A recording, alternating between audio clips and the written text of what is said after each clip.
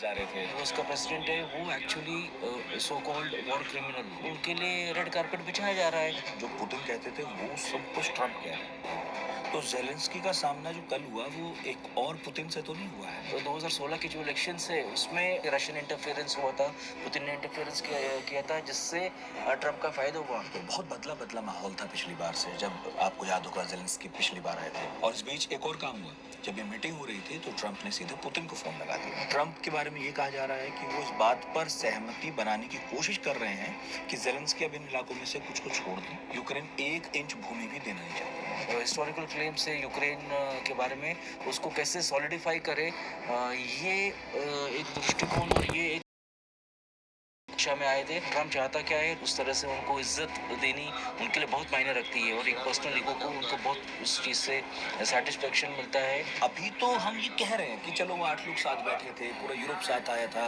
हंसी खुशी सब गए, बड़ा अच्छा माहौल था। पर जब ये सब हटा के आप देखते हैं तो वो तो 2-4 पॉइंट तो वही दिखाई दे रहे हैं बार बार हमें जो पुतिन चाहते थे, जो यूरोप चाहता था, यूक्रेन चाहता था, उस पर तो कोई बात ही नहीं कर रहा है। तो मेरा तो फिर एक भोला भाला प्रश्न फिर यही है कि जो पुतिन चाह रहे हैं वही तो हो रहा है। अगर कॉन्फ्लिक्ट हुआ ताइवान पर और 2 के बाद वो दुनिया का सबसे बड़ा कॉन्फ्लिक्ट होगा, वॉर ही हो जाएगा। ऐसा क्या है ताइवान में कि पूरी दुनिया लड़ जाएगी उसके लिए। हालांकि बहुत छोटा सा है अगर आप नक्शे पर देखें, लेकिन इम्पोर्टेंस बड़ा है। सेमीकंडक्टर्स वाला जब मामला हुआ था तब लोगों की नज़र में पहली बार हुआ था कि भाई ताइवान में ऐसा क्या है। अभी ताइवान ने 1970 से उस पूरी इंडस्ट्री को मोनोपोलाइज कर रखा है। वॉर, जब तक वॉर प्रॉफिट देते रहेंगे तब तक वॉर होते रहेंगे।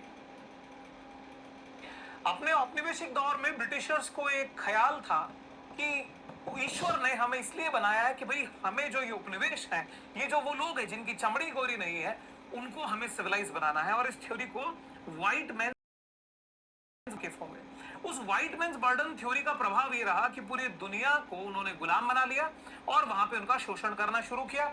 मुझे लगता है उसी विचारधारा का एक नया, जो बोल सकते हैं ना कि एक old wine in new package, Donald Trump नजर आ रहे हैं। अब डोनाल्ड ट्रंप को जो शांति का मसीहा बनने की जिद चढ़ी है, दुनिया के हर फटे में पैर डाल करके खुद को ऐसा प्रेटेंड करने की कोशिश कर रहे हैं कि भाई हम जो है यहाँ पे शांति स्थापना चाहते हैं। आपकी जानकारी के लिए पता है अभी कुछ ऐसा हुआ है कि इन्होंने अब चीन को भी साथ में आया है कि भाई हमारे रहते चीन ने कह दिया कि साहब जब तक देखो आप हो ना तब तक तो अटैक हम नहीं करेंगे। हुआ क्या है, सारी बात करते हैं। नमस्कार, मेरा नाम है नीरज पारिक, आप देख रहे हैं Neeraj Pareek official YouTube channel. First time हमारे साथ में है तो ट्रूथ इन इंपैक्टफुल कंटेंट के लिए अभी सब्सक्राइब करें और बन जाए इस फास्ट ग्रोइंग फैमिली का हिस्सा। मेरे साथियों, चाइना पे विशेष रूप से नजर तो है ही, चाहे फिर वो टैरिफ को लेकर या कुछ और। अभी हुआ क्या कि जब ये साहब जा रहे थे अलास्का व्लादिमीर पुतिन साहब से मिलने के लिए, तो इस यात्रा के बीच में उन्होंने एक न्यूज एजेंसी को इंटरव्यू दिया। उस इंटरव्यू में जब चर्चा ताइवान के इशू की आई तो उन्होंने एक बयान दिया। उस बयान में ये कहा कि she want invade Taiwan during my presidency. यानी डोनाल्ड ट्रंप ये कह रहे हैं कि चाइना जो है वो बहुत धैर्यवान है, मैं भी बहुत धैर्यवान हूं। और उन्होंने कहा है शी जिनपिंग ने कि